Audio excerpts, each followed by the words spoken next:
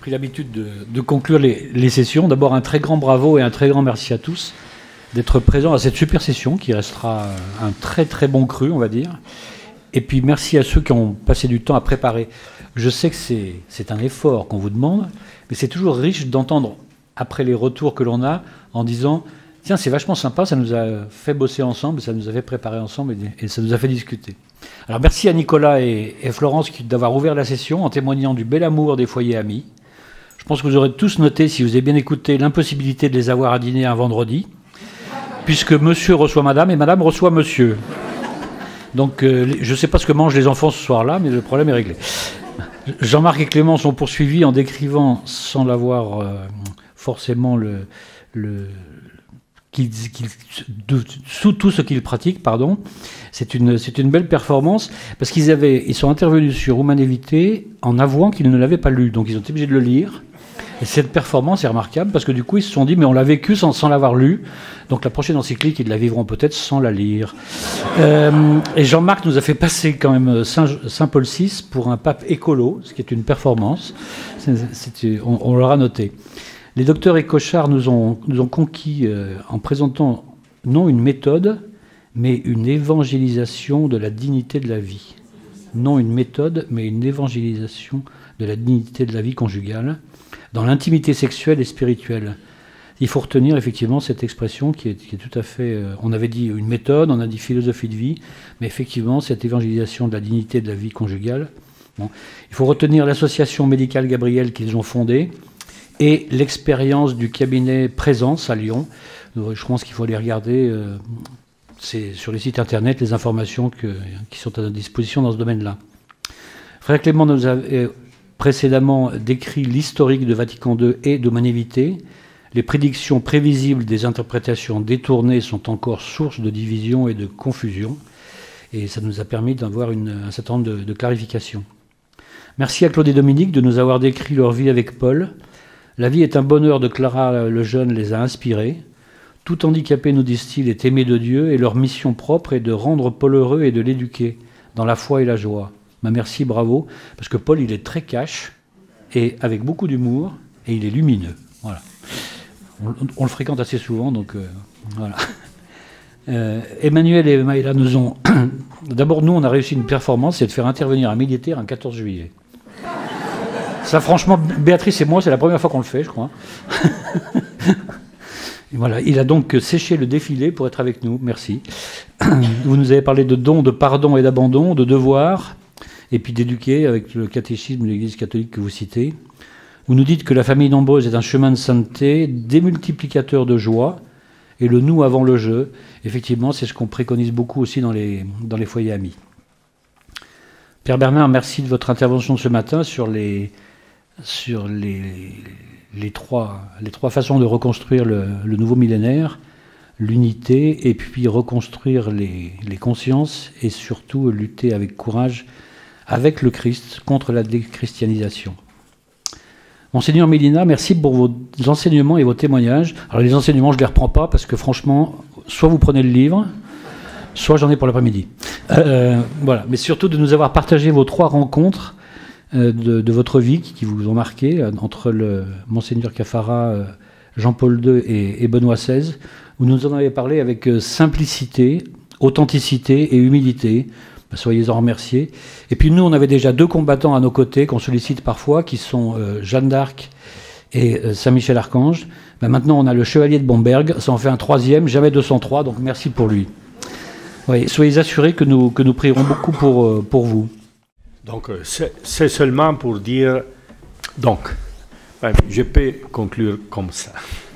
C'est-à-dire, il y a eu la première audience avec le pape Benoît XVI de l'Institut qu'à l'époque j'ai présidé. Donc, il est passé dans 2 files de personnes de l'Institut qui étaient convenues de tout part de le monde. À l'époque, il y avait 12 sections de l'Institut dans le monde. Et il s'est fermé à saluer toutes les personnes. Donc, toutes les personnes, une à une. Il a quand même posé sa signature sur les bras d'un enfant qui avait et qui avait la plâtre. Donc il a signé son... Donc il est passé partout, avant et d'une part à droite et à gauche, pour ne faire différence politique. Donc à droite et à gauche jusqu'à la fin. À la fin, il devait parler, mais on m'avait demandé de faire un petit discours à lui, mais est venu Genswein, très bref. Donc j'étais pressé pour ça et je dis seulement merci. Seulement merci. Ça a sauvé la chose parce que personne n'était intéressé à mes paroles. Donc c'était bon que seulement le pape Benoît nous a donné un discours vraiment remarquable dans lequel il a complété la théologie du corps de Jean-Paul II avec un autre chapitre. Il nous a parlé de la signification filiale du corps. Donc vous savez que dans les catéchèses de Jean-Paul II, on parle de la signification sponsale du corps. Mais Benoît XVI nous a parlé de la signification filiale du corps. Il nous a dit que notre corps porte les signes d'une filiation. Et vous savez quel est le signe? C'est le nombril. Le nombril, c'est le signe que nous sommes venus d'une femme et que nous portons dans nos corps le signe d'une filiation. Ça, c'est très beau. Il y a aussi des pères de l'Église qui parlent de ça. Donc, Saint Maxime le Confesseur qui parle de ça. Donc, c'est très beau. La signification filiale de notre corps.